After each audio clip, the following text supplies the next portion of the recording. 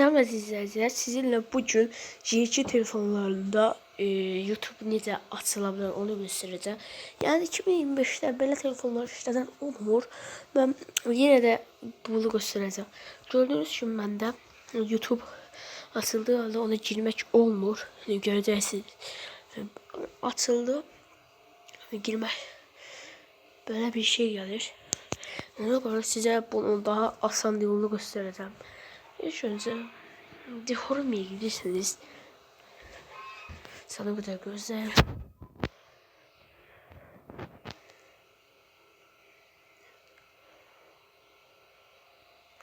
Devam. Deforma'ya girirsiniz. Ben YouTube'a gitmiştim bu arada. Burada Deforma'ya girdikten sonra burada böyle şeyler kalır.